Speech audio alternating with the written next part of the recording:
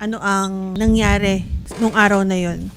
Inutosan ng lolo niya na bumili ng yelo. Mga anong oras po to, sir? Bandang pasado alas 6, ma'am. Kadalasan po bang Tapos, nauutusan si Rica Grace na mamili? ma'am. Gabi-gabi kasi nagtitinda kami ng fishball at saka yung sumay. Mga bandang alas 7:20 na yata yun. Hindi pa nakauwi. Sinabihan ko yung anak kong lalaki na tunduin sana yung kapatid niya. Pag-uwi niya, wala daw doon. Ako naman ang pumunta doon sa binilihan niya. Magandang hapon po, sir. Ano na pong status nung kaso, sir? Bali, under investigation ko dyan, pangam, kasi nintay namin yung ng result ng autopsy na. Saan po ba napadala yung autopsy? Diyan? Bali, pumunta din forensic doctor natin sa crime lab sa Candoni, from Bacolod. Yung pong meron na po tayong person of interest, sir. Yes, ma'am. Alam niyo po yung location ngayon ng person of interest? Alam na namin, ma'am, pero bayan namin ngayon, ma'am. Good afternoon, Captain Lionel Adalacion. Sir, can we get an update po regarding the case and yung kailan po kaya balak nakipin na yung suspect? Sa ngayon, ma'am, bali, hinintay pa rin natin yung result ng forensic unit ng sa province. Tapos para may klaro tayo, ma'am, kung anong pinamatay ng bata. At saka, kasi may nakakasir, ma'am, sa area natin na nag-aasa ang bata. Kaya hinintay natin yung result ng regional forensic unit natin para talagang maling natin ano yung anggulo o ano yung motive ng suspect na pinatay niya talaga yung bata. Tapos yung actually, ma'am, sa ngayon, ma'am, may lead na kami, may tao na kami na tinututukan. Kasi hindi pa namin man talaga mahuli sa ngayon kasi may mga hesitant, may mga nagbigay na rin ng mga pahayag nila kasi hesitant sila mag-execute ng affidavit, ma'am, kasi takot sila sa kanila din kaligtasan hanggang ang subject ay nasa area. Tapos, ma'am, patuloy kami mang naghahanap pa ng ebidensya at saka yung witness na makapagbigay ng statement, ma'am, para makapag-file na tayo ng kaso regarding sa suspect na pinamatay ng bata. Yung mga witness, hindi pa po nag-execute ng mga affidavit, kaya hindi pa po nyo madakip. Tama po ba ang intindi ko? Isa pa yun, ma'am. Isa pa yun sa hirapan namin, ma'am, kasi nasisitan pa sila magbigay. Pero pinukumbinsi namin, ma'am, magbigay ang mga alam doon sa insidente. Kaya hinihingi namin sa kanila at pinapili kami sa kanila na magbigay ng statement nila para makapag-file na tayo ng kaso. Pero ito namang person of interest natin, nababantayan natin na hindi naman tatakas o baka mawala na. Sayang naman kung nandyan siya, hindi pa po natin dakipin. Hindi ba natin pwedeng bigyan ng protection yung pinaka-importanting witness para mag-execute siya ng affidavit, tapos po mahuli na natin, kampante na yung mga witness, hindi na sila medyo sa seguridad nila. Yes, ma'am. Kaya kumbinsin natin sa kanila, mag-nausap din natin, nabigyan natin sila ng protection, ma'am, para sa, if ever magbigay sila ng statement sa kaso na to. At saka, ma'am, may palista pa yung basihan namin, ma'am, yung result ng ating forensic unit para if ever may result na kami, ma'am, para malaman din namin kung nagahasa yung subject natin, ma'am. Pero base po sa investigasyon niya, Captain Adolacion, ano po ang nangyari? Bali, batay sa investigation natin, ma'am, ang bibilhan ng bata na tindahan, ma'am, almost 200 meters away sa bahay nila. Tapos, nagtanong kami doon, ma'am, bali, hindi na siya nakarating doon nung time na yun sa nakabili ng pinabibili sa kanya. Tapos, ma'am, nakita nung next day, nakita yung bangkay ng bata. Almost 4 kilometers. Actually, ma'am, nung gabi na yon, naghanap na rin sila. Marami na rin naghanap kasi hindi nakauwi eh. Tapos, according sa kanila, pinahanap din nila sa yung parang albularyo, ma'am, may nagsabi sa kanila na nasa kampo daw, na mataas na kampo. Sa tubuhan, I mean. Kaya sa area ng mga tubuhan, pumunta yung mga kababayan nila dyan sa kababaryo nila para magtulong-tulong para sa paghanap sa walang bata.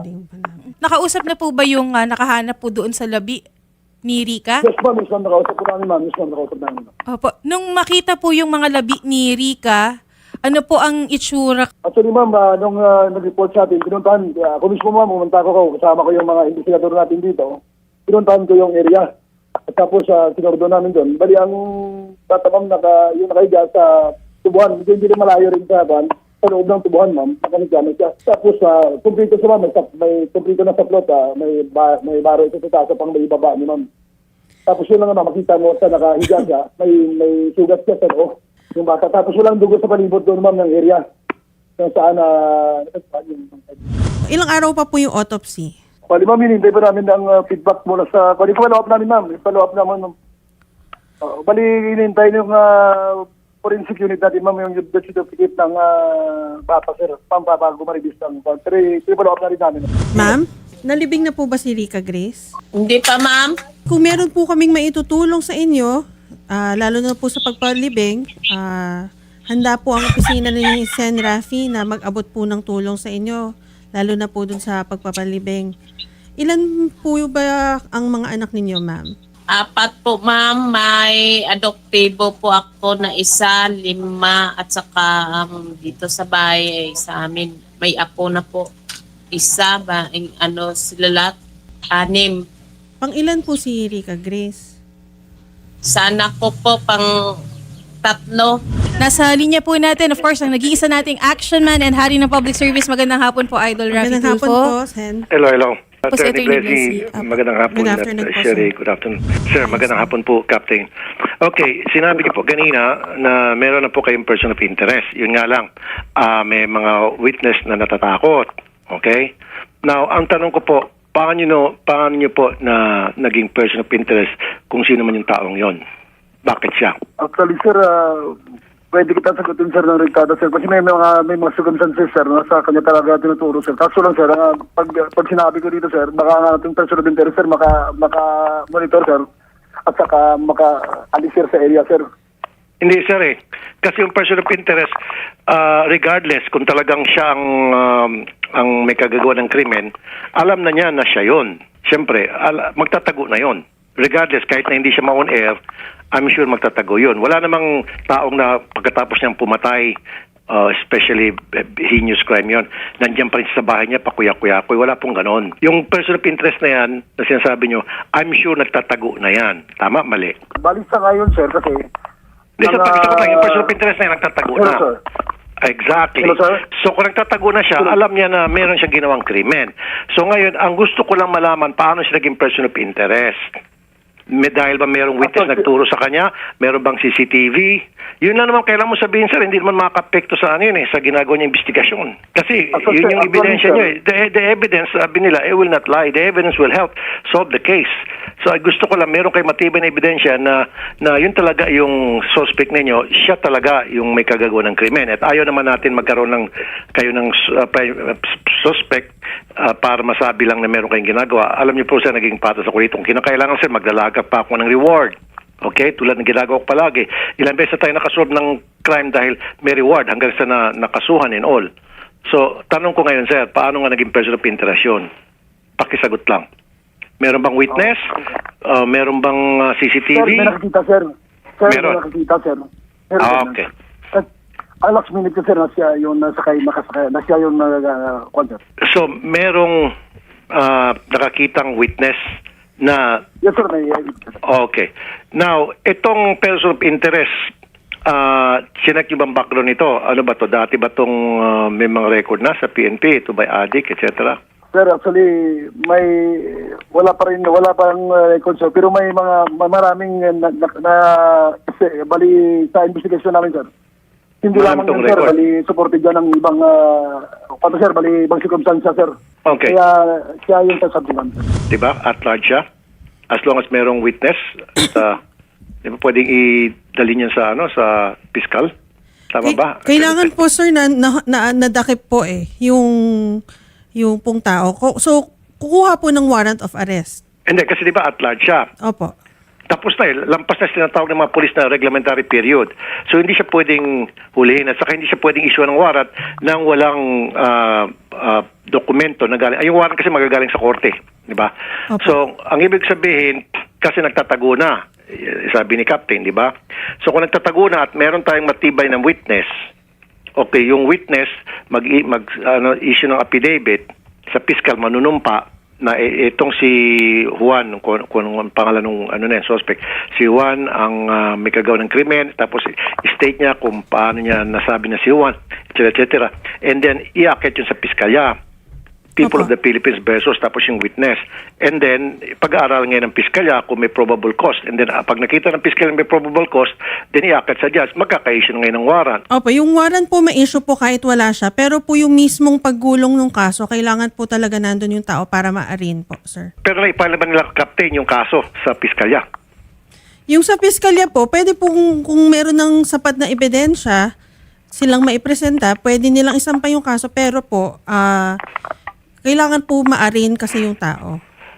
Arraign is pag nasa korte ka na. Opo, Ang arraignment is sa korte na. Opo. After ng fiscal na arraignment nasa korte na, sa judge na yan. Opo. Pero ibig sabihin sa fiscal level pa lamang, di ba ang fiscal magdedetermine ng probable cause? Opo.